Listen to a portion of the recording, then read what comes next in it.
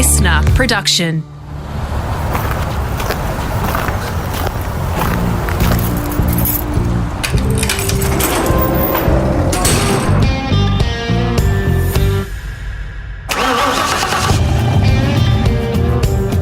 G'day, it's Rusty here, all set for part 2 of my podcast with Aussie engineer and designer Ralph Bellamy. Now, if you've arrived here and somehow missed part 1, jump back to the Garage Library and give it a listen. There are some terrific yarns in there, from growing up in Eastwood, in Sydney, the CSIRO and a growing thirst for learning and understanding all things mechanical, the pioneering years in F1 and working in a very early, very basic wind tunnel by today's standards, and discovering things with model cars in that facility that would revolutionise the aerodynamic race.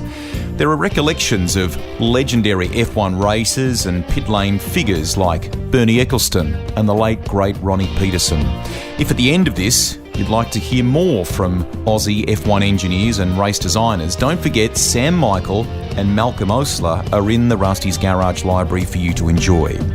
We begin part 2 of our pod with Ralph Bellamy by continuing the Lotus chapter. What a chapter it was. Talking about his relationship with the great Colin Chapman, and if it was ever affected by that sideways move into the road car operation. Colin knew the car was technically better than anything else, but it wasn't enough.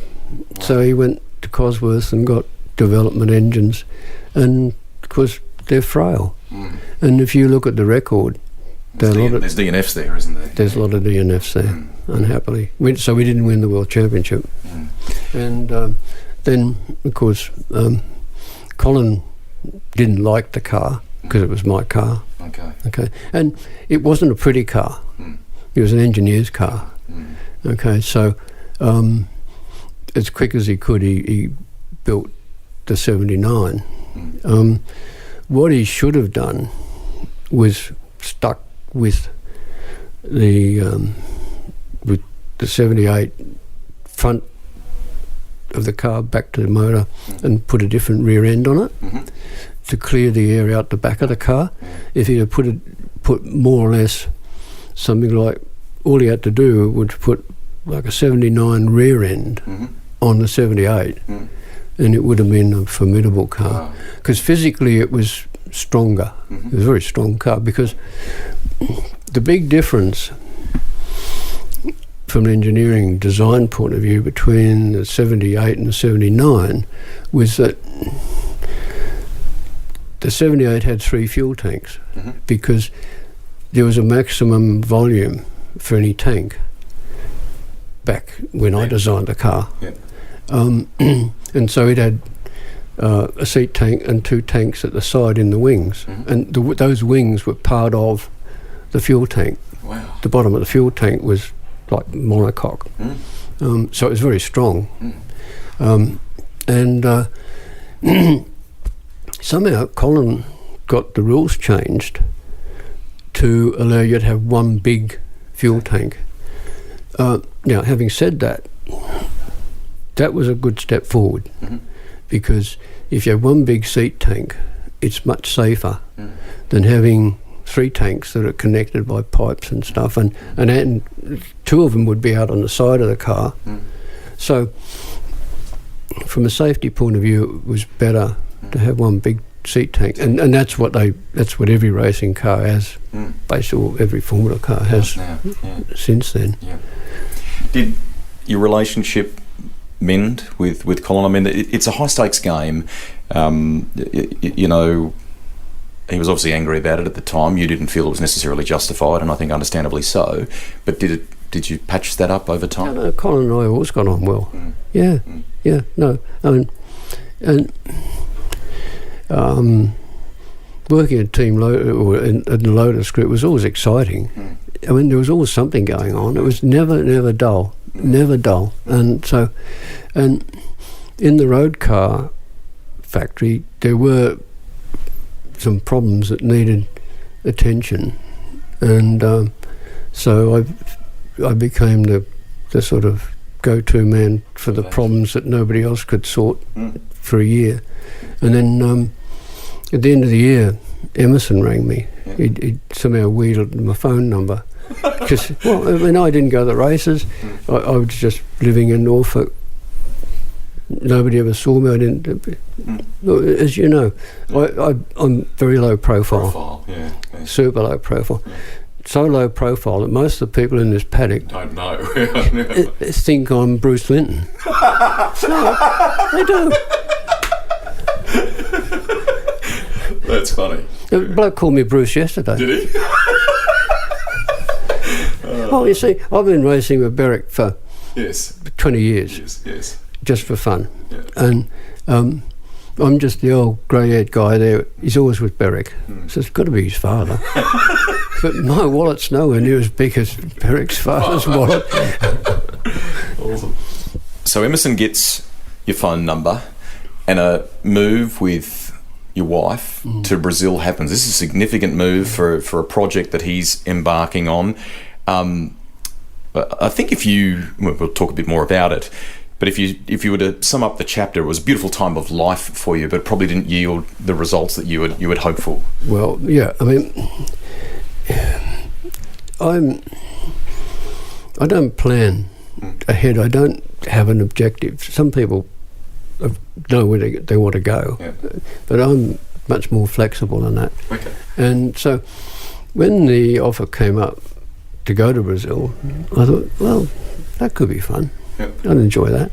So then I went, and we lived there. And superficially, Copa wanted the car built in Brazil. And I was up for it. So, and they had quite a good workshop there. And the Embraer aircraft factory was supportive. You were across the road from the Interlagos circuit, I think, weren't you, too, in Sao Paulo? Yeah. Oh, yeah. Right there, that road, my office, actually we looked on Google Earth or something. Just, late last year, I don't know how it came up. And I think we could pick the building, it's still there. Wow. So did Embraer help from an aeronautical or a... No, they just made some... They could supply us with air equipment and stuff like that. And they made the honeycomb panels for the chassis for me. Which nobody else in Brazil could have done that. So they were good. But one day while we're there, suddenly there's a Porsche 917 appears down in the entry, and so outside Wilson's, I've got to get this thing going. So they get it going, and so we all go over to Interlagos and have a whiz. Do you? Yeah. How was that? Oh, mate. And, here's me in a 917. Okay, so I'm thinking, you don't have to give it full welly, Ralph. It's impressive enough.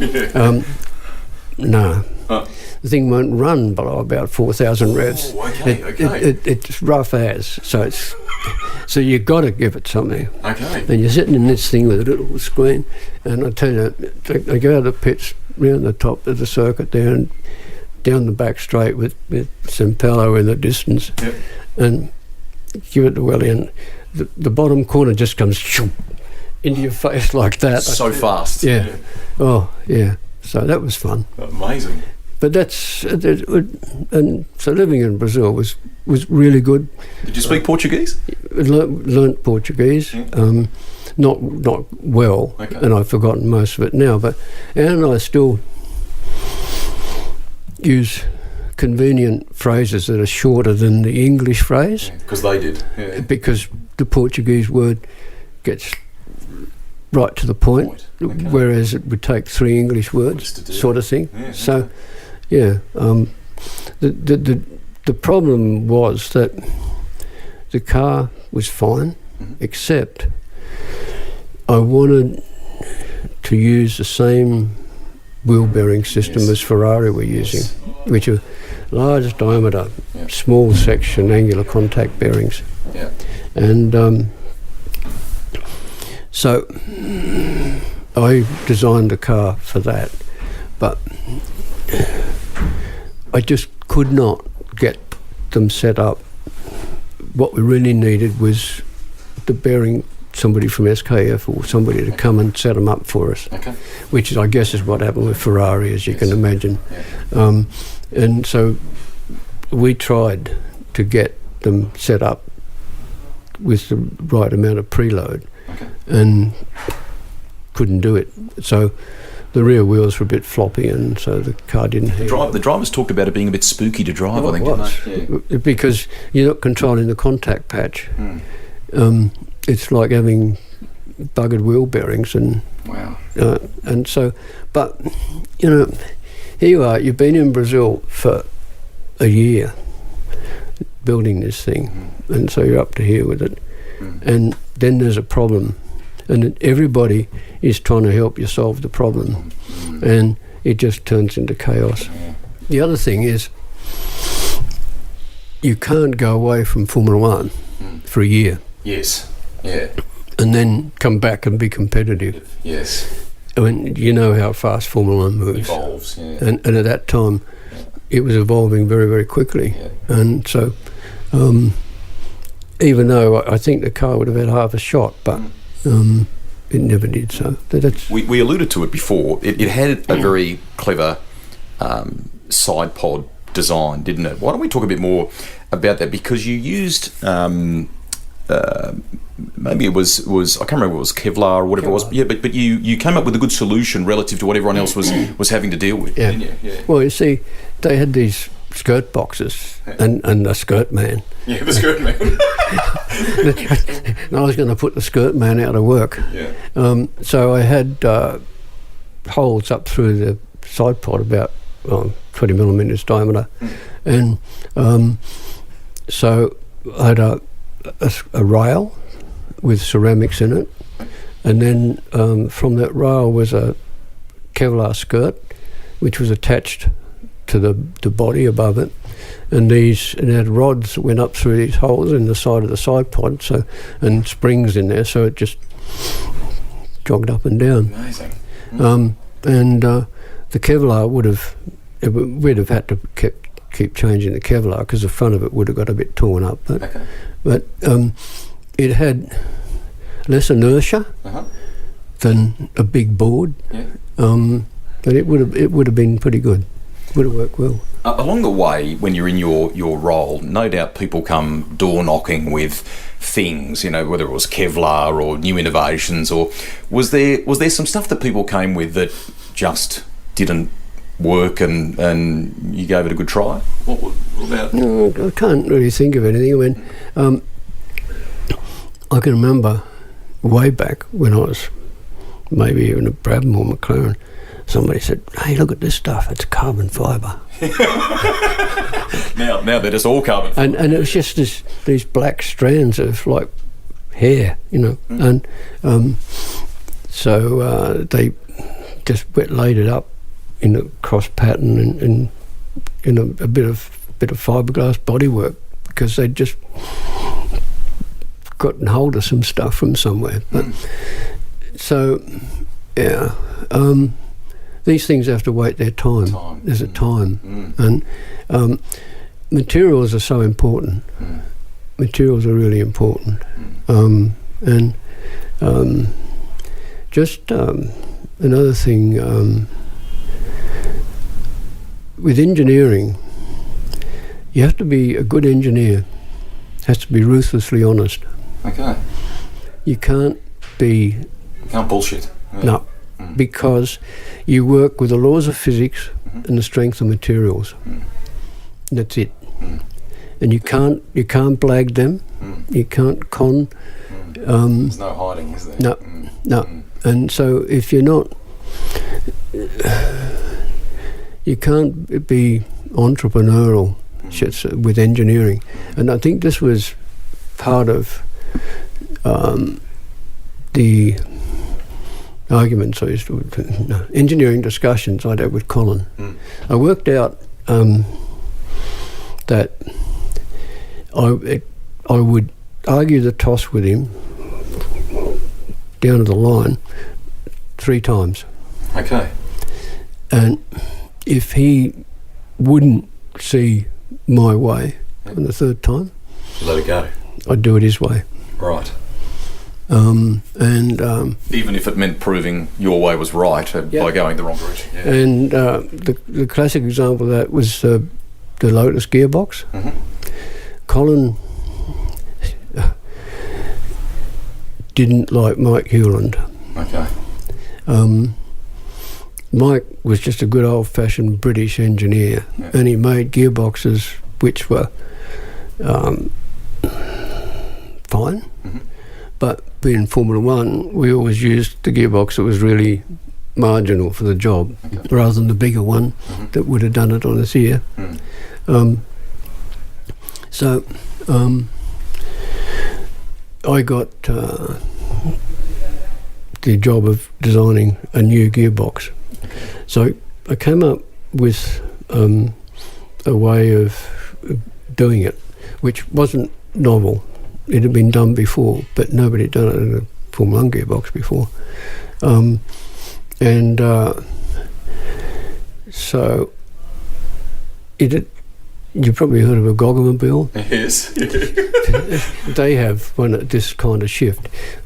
The way you select the gear is from the inside out. Okay. Instead of the dogs chunking this way, you have like balls go outwards to engage the gear out of the shaft. Yep.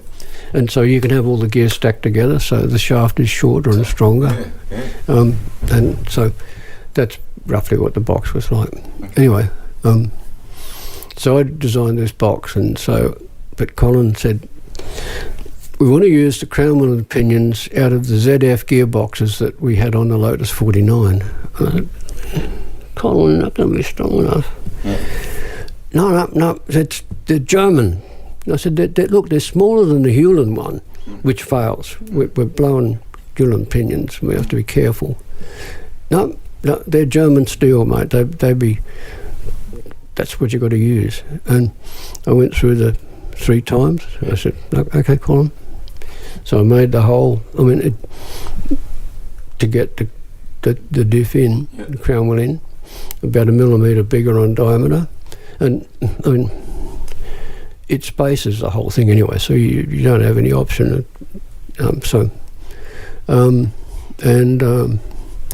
He said, okay, well, go to Germany and find somebody to make this thing. So I went to Germany and went to Getrag, and they said, oh, yeah, we know how to do this, because we did it on the Goggamobile. And so they understood straight away how this was going to work. Okay. And they were happy. And they did the gear calculations, and it came back, the gears were fine, and the life of the crown wheel and pinion was nothing. Wow. And I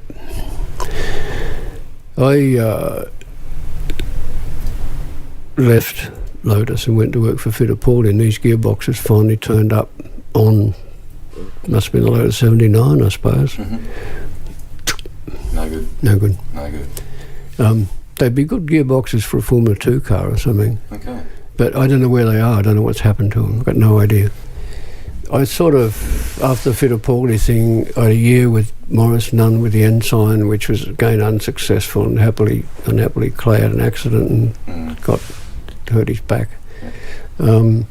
And so in 1980, I was just doing a bit of consulting design work for March, and they said, oh, do you want to, we'd like to engineer one of our Formula 2 cars. And this must have been 81. Mm-hmm. I said, yep, I'll do that. And so I ran Christian Danner, ran his car. You have a good relationship with him, I think, don't you? Yeah. He was a really good driver to work with. Mm-hmm. From an engineer's point of view. He could tell you what was going on. Okay. And that meant a lot. I mean, trundled through the 81 season and said, okay, well, now we've got to make a car for next year. And I said, well, really, these things need a bit of an aero thing. So once again, thank you, Robin Hurd, he bankrolled me for a week in the Imperial College wind tunnel. Wow. And so I went there and I had a good go at the Formula 2 car, and really we didn't change the car much from the 81 car, but we just put a better aero package on it. And it won the championship, and it was a good car. But the secret was a one-piece under tray, because most of the people at that time were making an under tray to the back of the monocoque, and then another under tray, and there might be 3 or 4 pieces make up the under tray, and every joint is bleeding air. I said, no, we've got to make a one-piece under tray. And the mechanics are saying, well, can't we have a whole, because we've got to get at these engine mounting bolts.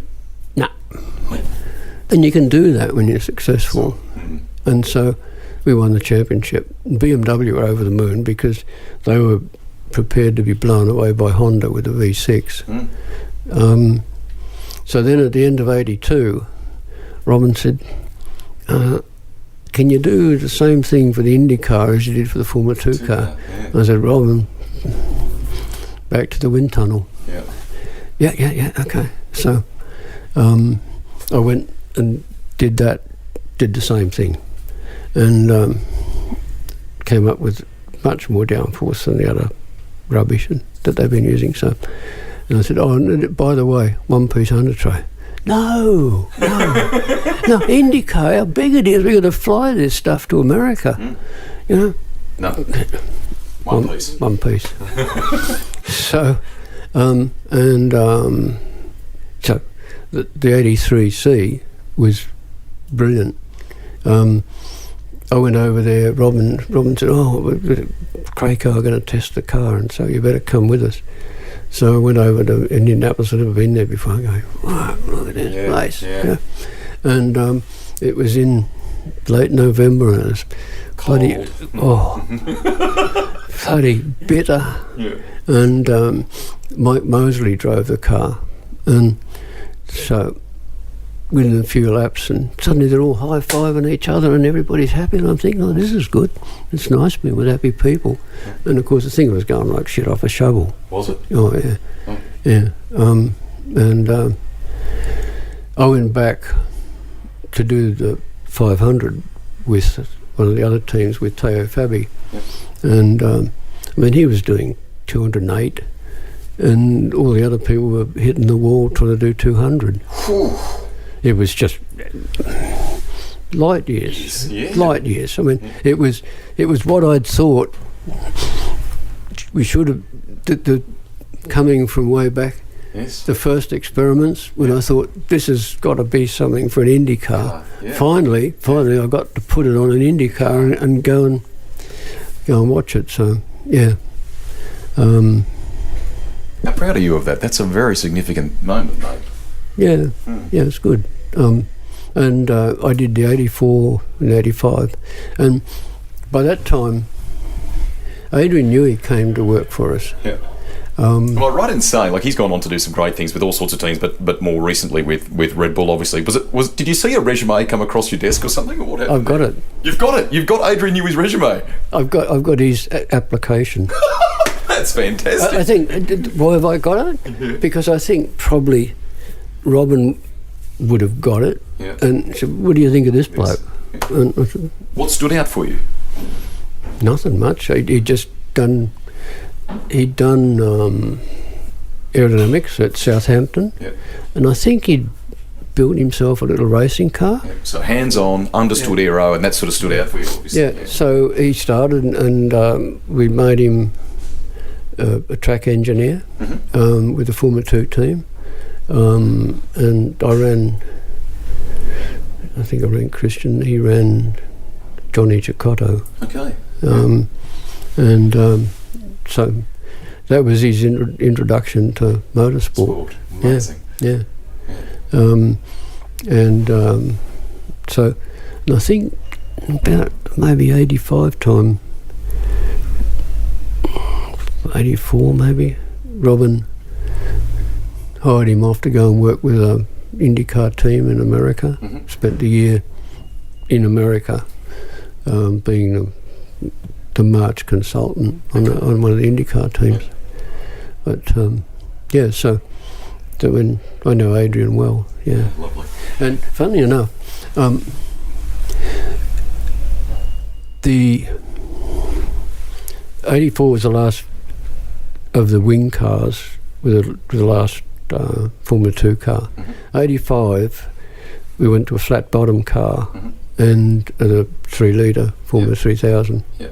And so I went to the wind tunnel, and I'm looking for the sort of downforce I'd had before, and nah. Wow. What was wrong? Why? Well, flat bottom means your wings are gone, you know. And so the only way I could get it to work was to put a lot of rake in it. Okay.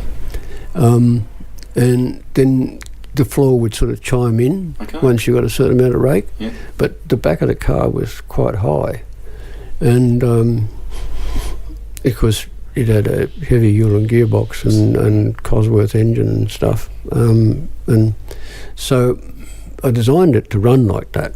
But most teams actually dropped it down and ran it flat. Okay. And that's how people ran flat bottom cars for years after that. Yes. Until just recently, if you remember, Adrian started... The rake cars with Red Bull, it became a thing, didn't it? I'd been talking to Christian on the phone several years ago now, and asking questions. He said, shit, I can't answer these silly questions. You come to the Grand Prix next year. Yeah. I said, okay. He said, I'll get the passes and stuff. Yeah. So I went there, and that's when Adrian had started doing them. And I bumped into him in the paddock, and he said, you remember the 85 car? Fantastic. So he remembered that car and that way of... but of course, he, with the benefit of wind tunnel, his own experience, and they're obviously using vortexes and stuff to blank off this big gap, which I had no way of doing, you know. But so, yeah, he made it work. Sure did. I mean, people that want to pursue a career on the design side or the engineering side will be listening to this chat now. Jeez. No, they will. There's people that aspire to go and have a career like that in England or America or whatever. What's the single piece of advice you'd give them? Because you kind of did aerodynamics on the run. You learnt it yourself, didn't you? I'm a mechanical engineer. Yes, yeah. I'm a mechanical engineer. I do nothing. I mean, the nearest I got to aerodynamics was ocean yacht racing and setting the sails on a boat and making them work. That's about it.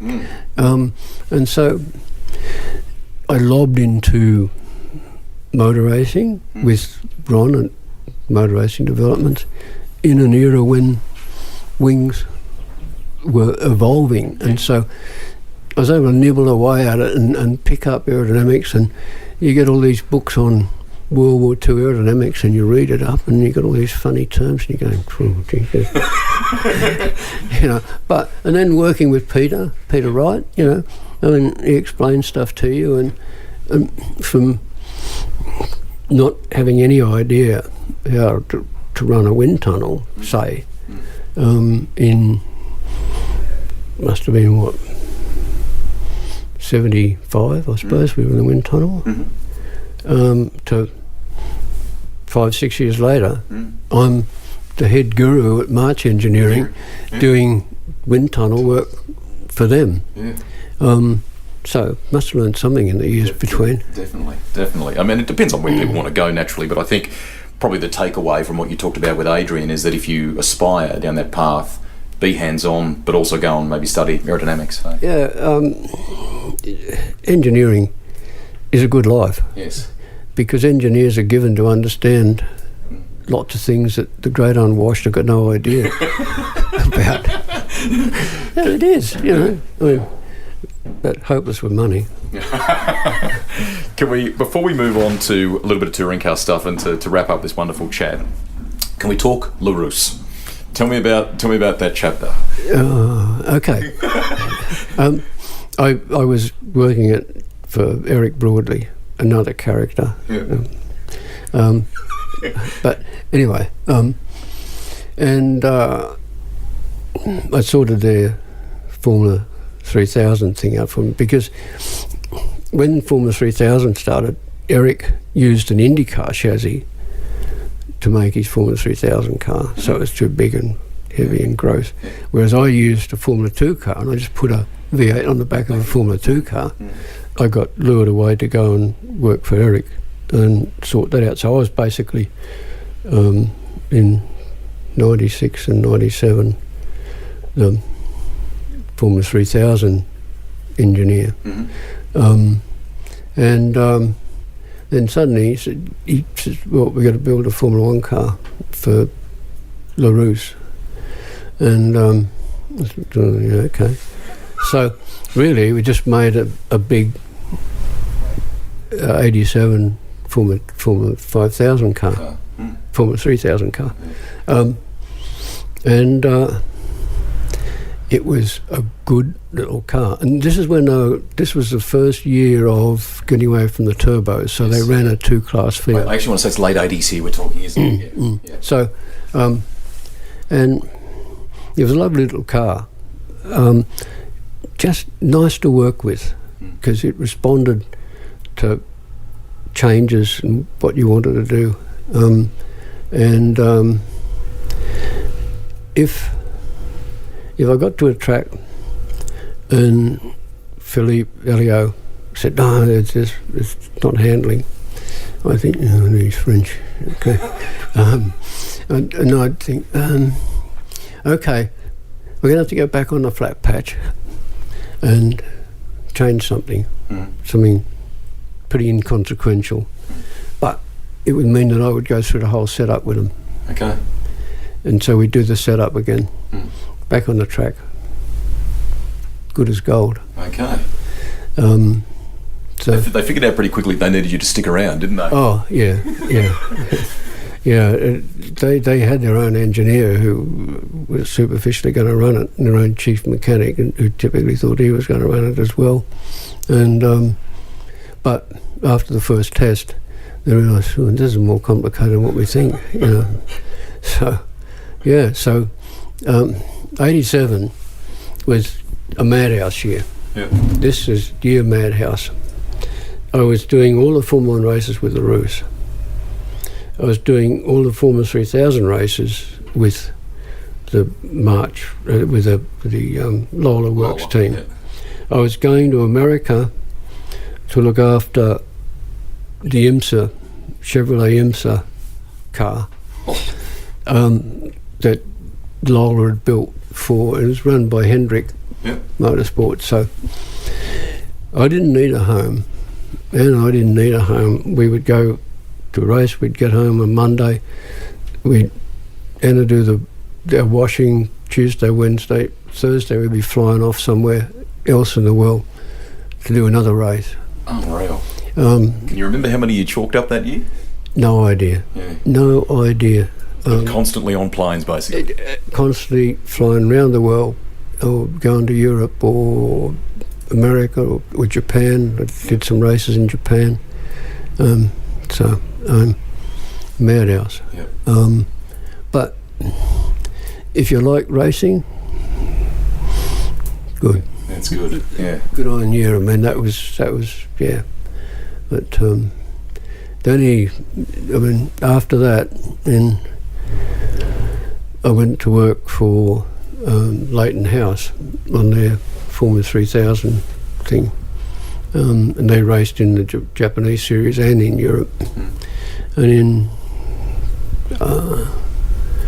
89, I flew to Japan and back 17 times. Wow. I'd fly to Japan and do a 2-day tyre test and fly back. Wow.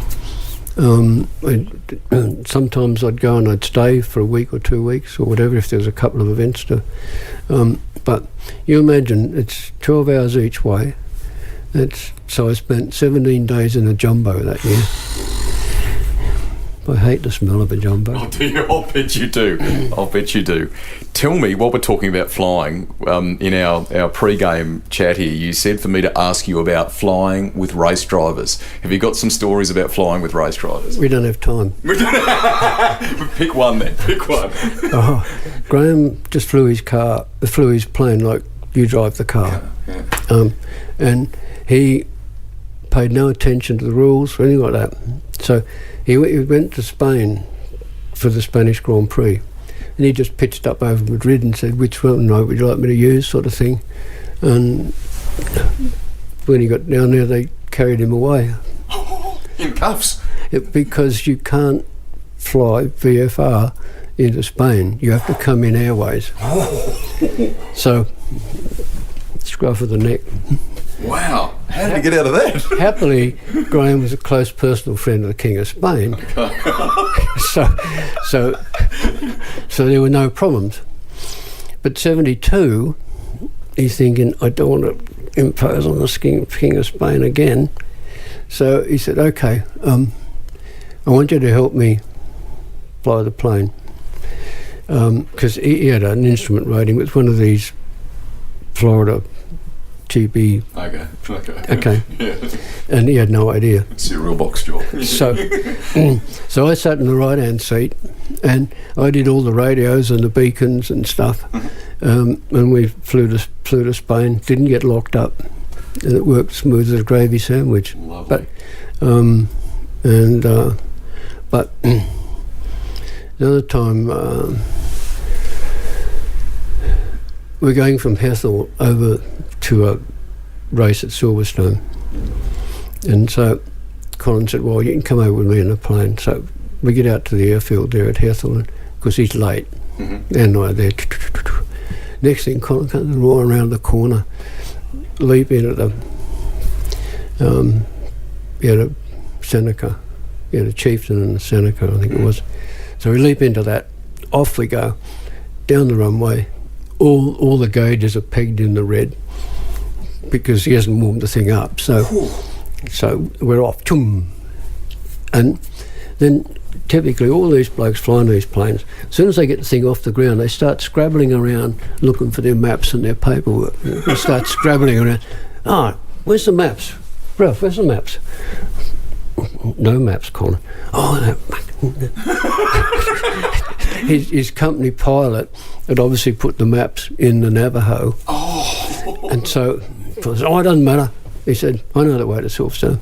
And he said, all you got to do is avoid the controlled area over Mildenhall, where they're flying everything from blackbirds and God knows what out of there. Yeah. We missed Mildenhall, and it's a slightly cloudy day.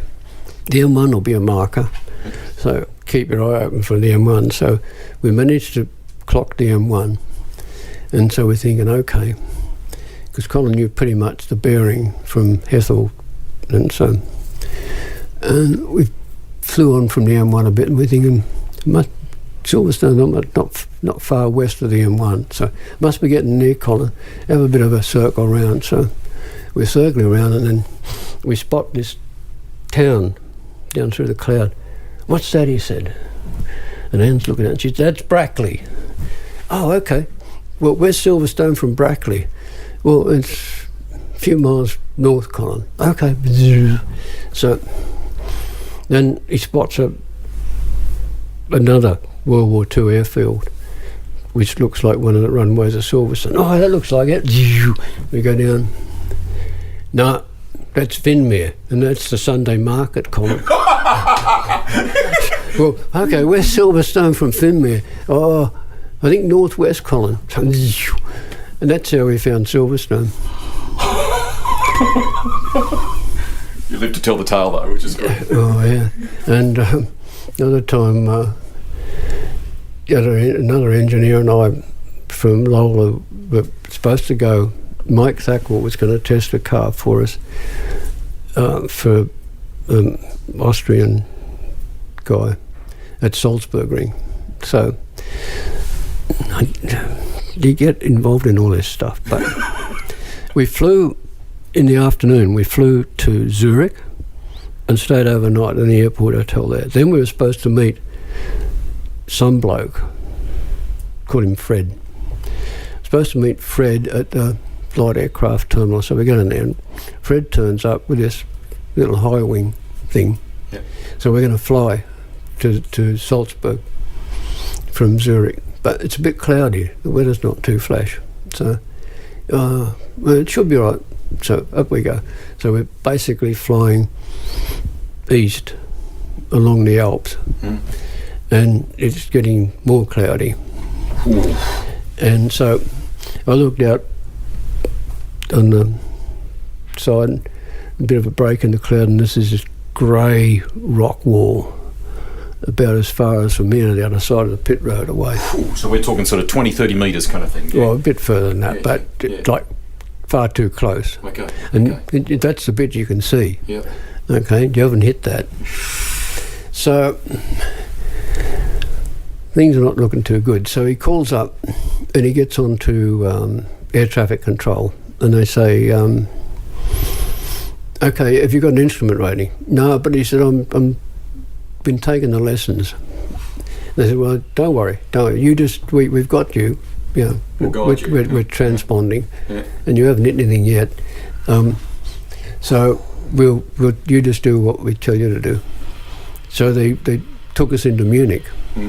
So we landed in Munich, and so we're just hanging around, have morning tea and waiting for it to clear, and they said, oh, you can probably get to Salzburg now.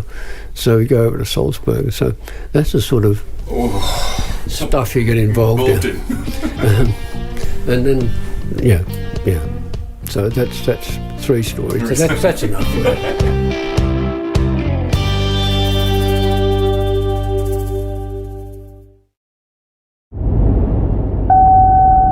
Charles Leclerc just got pole position in France. The race will be done by the time this comes out, but here's my prediction. P1, Max Verstappen. P2, Lewis Hamilton. P3, Sergio Perez. What brought about in your mind the end of the sort of serious single-seater chapter? Did you call time? What transpired? I was working for Leighton House and flying to and from Japan, and it was pretty intense. In fact, Akagi, who owned Leighton House, lovely man. I'd met him first in that year with LaRousse, because the march, his Leighton House march, was in the next garage to us. And so at the start of practice or whatever, and I'd go out onto the pit wall to time the cars, and he'd just go out there and stand out of the way. And we'd just exchange pleasantries and stuff. And I used to think, Jesus, I must be standing next to one of the smartest men I'm ever going to talk to. He's just multi-millionaire. So then eventually I went to work for him. And I come to realise that he's just like the rest of us. He's a lovely bloke, an absolute raving motorsport enthusiast. Yes.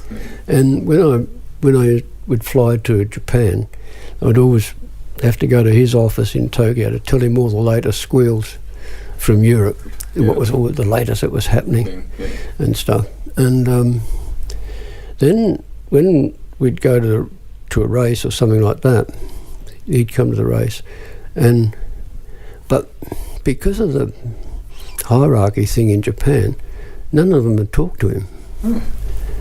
And so, because he's sort of up there, that's Akagi-san, you know. And so Anne and I would talk to him because we didn't care. And plus the fact that there's a bit of an age thing with Asians. You know, if you're old, you're senior. Yes. Yeah. We should have it here. And so he kind of respected me because I was more or less his age, shall we say. So we got on really well, and it was a successful operation that was separate from the Leighton House Formula 1 team. Okay. But he wasn't sort of happy with that, because he thought that team was Robin's team. And he told me that he wanted to start another Formula 1 team out of our organisation with me designing the car. But unhappily, he fell into financial difficulty and a bit of legal problems as well. But anyway, we won't go there. No, fair enough. So by the middle of 90, or late 90, it had all fallen apart, because the problems in Japan had come crashing down. And so, after all these years of intense activity, thinking, you're going to kill yourself, mate. Because a few engineers and people have dropped off the twig. Okay. And it's high pressure stuff. Yeah. So did you call it? I called it. Did you? Yeah, no, that's it. I'm not going to take another engineering director's job. I'm just going to do consultancy work and just still go racing, do track engineering, just cruise along. Yep. And which is what I was doing basically when Frank offered me the job here. Yeah. And I was so pleased. I mean, I always thought, I need to go home. I want to go home. But I thought, but the only job I'll get is filling supermarket shelves or something.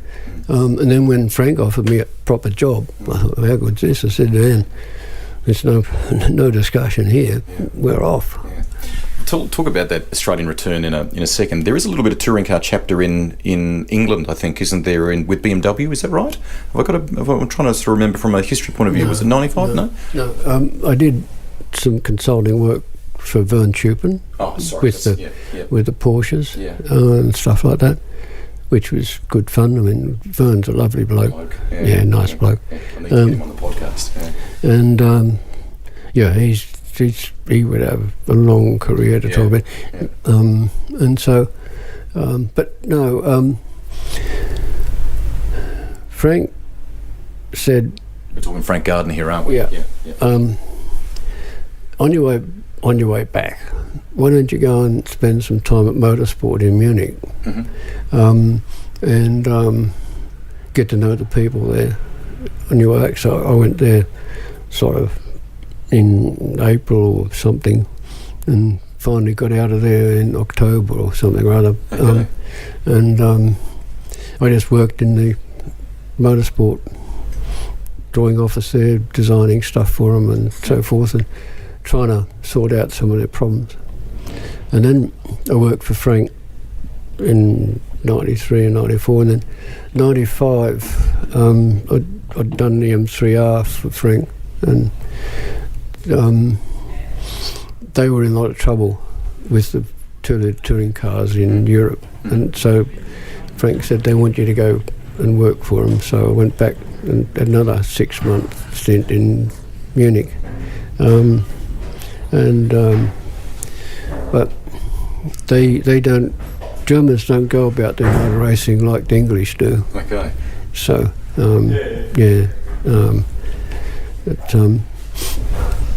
I enjoyed working with them. They're nice people. I mean, in the motorsport office, there must have been, let's say, 15. There was only one who wasn't totally fluent in English. Wow. And we'd have a meeting, and they'd say, "Oh, Ralph's here today, we'll have it in English." Just like that. Fantastic. They'd just have the meeting in English. Because I was hopeless at German. I mean, apart from in the beer garden, I was all right. I spent a fair bit of time with Paul Rocher, and because I knew him from Formula 2. Yeah. He used to love to come to the Formula 2 races when we were running the BMW engines, and Paul and I got on well. The drivers here in Australia, when you were with Frank, we're talking Tony Longhurst and people like that, aren't we? Yeah, and Paul Morris, in major ones, yeah.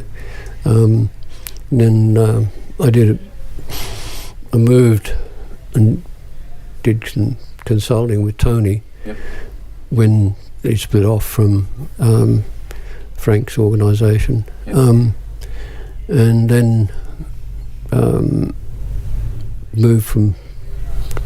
did a bit with odd V8 supercar teams. Never really settled in. In some ways here, if you haven't been here and done it from little, it's just like you when you were in Europe. You've just got to be immersed in the system, don't you? Is what you're saying. Yeah. So anyway, but and then I fell into Linton's clutches, and I've just had an amazing time racing with him over the years, and it's just such good fun. We'll finish with that in a second. Firstly, do you still do some designing? Do you still do some drafting by hand? Yep. You do? Like what? Well, see, let's just take this car. Yep. You need a front strut installation, brake installation, and all that sort of stuff. So I draw all that. Fantastic. We're talking production car racing here at Bathurst, by the way, for those listening who may not be able to join it. Yeah. So, so you need... If you don't have somebody like me, you're relying on what you can buy on the internet. Okay, yeah. Whereas I draw exactly what we want to get absolutely the best result. Whereas what you buy off the internet is going to be a compromise. Yeah. So, and I mean, Berek's not hard-nosed about it. He sells the stuff that I've drawn for him. To other teams. Yeah. So it's not as though it's a closed shop and nobody gets what we've got, you know. So, yeah. Well, the young'uns would all be using computer-aided design now, or CAD. Did you ever play with that? Has that ever interested you? I'd have loved to have been able to use CAD, but by the time it came in, I was too senior to take the time off. Yeah. To learn. I mean, you would have to go and spend a month somewhere learning to be fully functional with it. And on top of that, to be really good, you need to be using it all the time.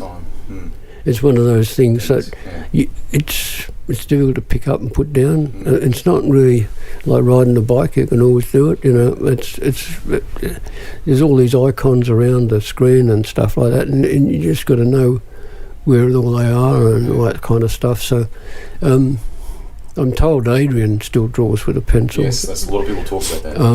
And sometimes you wish you could use CAD because you're looking for moving parts and whether they're going to clear each other or whether they're going to hit, you know, whether the wheel's going to hit the wishbone on lock and stuff like that. And it's easy to solve those problems on CAD, but it's a major exercise with a pencil and paper, I can tell you. But there's something immensely beautiful in still doing it by hand. I mean, I drew some uprights and I drew some stuff. I don't know whether you know Kerry Bailey and that Aston Martin. Yep. Well, I did all the drawing for that car. Fantastic. And I drew these uprights, front and rear uprights, out of machine from solid. Okay. And I went to maybe to pick the things up or something from this workshop, and this bloke said, "Oh, these drawings are so beautiful." He said, "Can you let me have a copy? I want to hang it on the wall." Oh, wow. Because they just look nice, you know. Yeah. To an engineer, to see an old-fashioned drawing, it's like a work of art because they don't do them anymore. And the guy who does a lot of machining for us on the coast, Barnsley's the machining guru. I've always sort of dimensioned the drawing how I would think you need it to be dimensioned, the same way as I did 30 years ago, before CAD and all that sort of stuff. And one day I thought, maybe because they've got to take my drawings and put it into CAD. That's unhappily what they have to do before they can. So, and I said to Barnes, I said, hey, how's my dimensioning? Would it be better if I mean, you can dimension, say, from X and the Y axis, Yes. say, Yeah. and everything's just X, Y dimensions and stuff. Or the way I do it, I said, no, I said, your drawings are perfect. You just keep doing that. Yeah. It's no problem. Lovely. So, which made me happy because I didn't want to have to change my style at this stage. Yeah. I love it. Working with these crazy maniacs, Berwick Linton, Tim Lay, you've talked. I mean, it is just great fun, but I mean, they're properly competitive too, aren't they? Oh yeah, yeah. The first time we came here with this car and the rear wheel fell off, which must have been 18. That sounds right. Yeah. Yep. So that was, we were leading, unbeatable, and the bloody rear wheel fell off. Then so for 19, mate, the pressure was on. I never seen Berwick. That was the one time I've seen Berwick get tense, and Tim was equally tense about getting it right for this year, because we got to win this year. And so that's the only time that I've felt that there was real pressure. Sure. Yeah. Because fundamentally it's fun, isn't it? Yeah. And of course we won the race by a lap and a half, but that was an extraordinary race because there were only 2 safety cars. Crazy for a race that long. And so we were fast, we just disappeared and won by a lap and a half. But then there was no race in 20. Last year, when it went back to a whole lot of safety cars, and so everybody's on the lead lap for the last hour, and it's just a sprint. Yeah. And Shane was obviously quicker, a bit quicker than Tim, and won the race. But and I suspect with all these cars, it's going to be another high safety car race. So it turns into a 5-hour reliability run and a 1-hour sprint. And so you just got to be ready for the sprint. Yep. Put yourself in a place to have a crack at that. Last two. Is there one car that you have the fondest attachment to? Which one in all your time across Formula? Obviously it's the Lotus 78. One of the, perhaps the biggest accolade was somebody sent me an English motor magazine, Motorsport or something, and they had an article in there of asked designers which car they'd like to design, and they asked Ron Tornak which car he would like to have designed, and he said the Lotus 78, and I thought, well, that's a great endorsement. It was a great car, and I'm just grateful to Colin for giving me the opportunity to build that car. So, yeah. Probably hard to play favourites because there's so many good drivers that you've worked with over time. They're differing competitors, they're differing personalities and so on.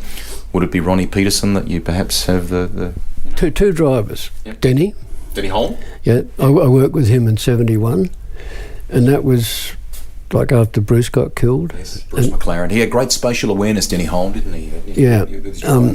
And Denny was still suffering burns from Indianapolis. Yeah. His hands were all almost raw. He had to wear special gloves under his. He was, and he had a bit of bone sticking out there, and you get a donk donk donk.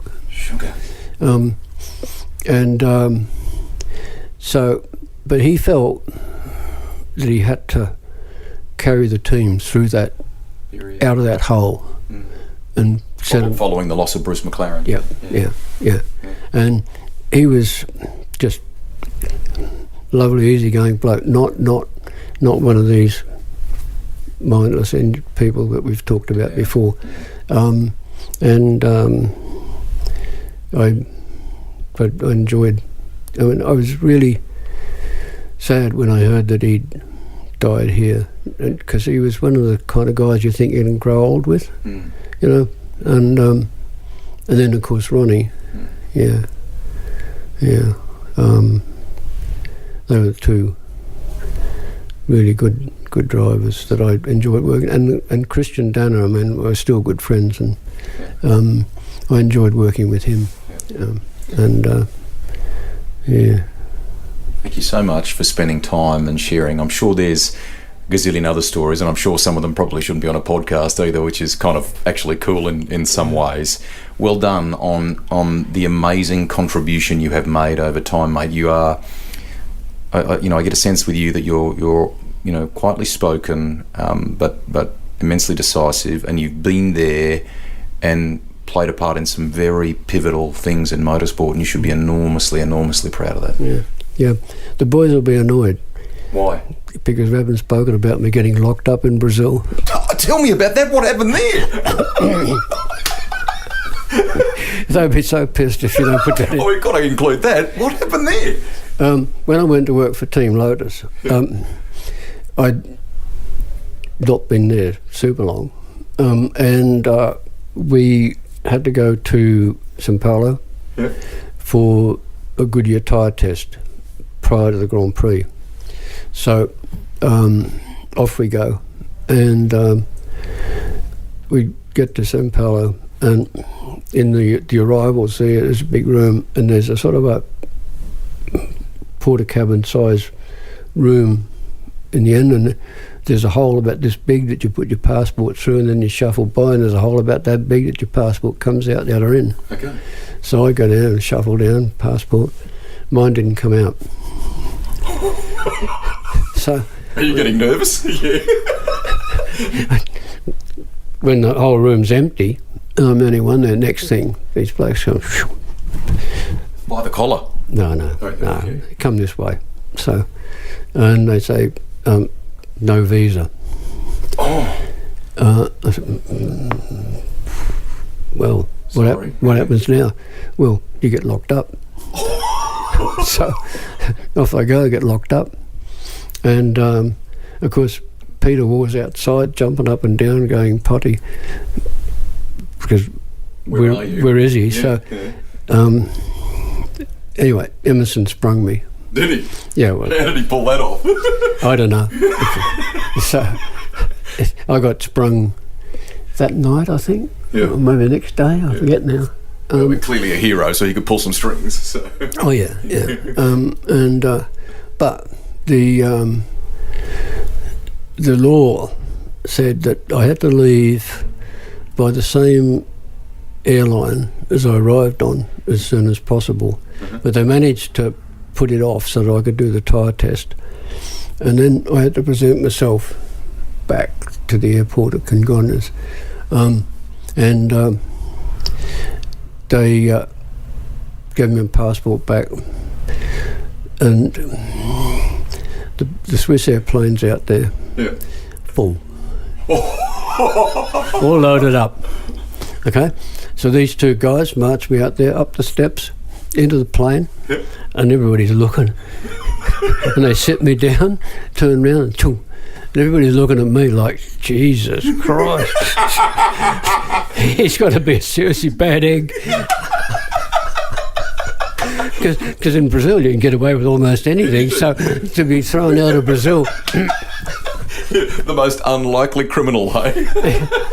Oh, funny as. I mean... Great life experience. I was younger then, and it didn't worry me. I didn't. You don't panic, you don't get frightened. You just think, this is part of life. This is interesting. What happens now? Yeah. And years later, you'd have a lovely, lovely time living there anyway. So amazing. Yeah. Well, the funny thing is, having been thrown out once, I went there. First time I left was to go to South Africa for the Grand Prix, and I had to present myself to the Brazilian consulate in Pretoria to apply for another visa, having already exceeded the terms of our previous visa.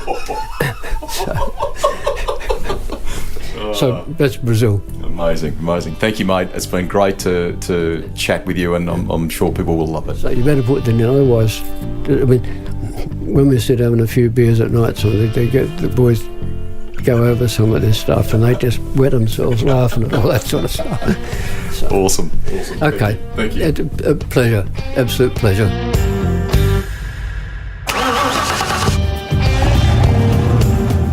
Rusty's Garage is written and presented by me, Greg Rust. Series editor and producer is Ed Gooden. Audio production by Link Kelly. If you've got a guest suggestion, get in touch with me via social media. The Garage. It's where a journey begins with a tank full of passion-fueled stories.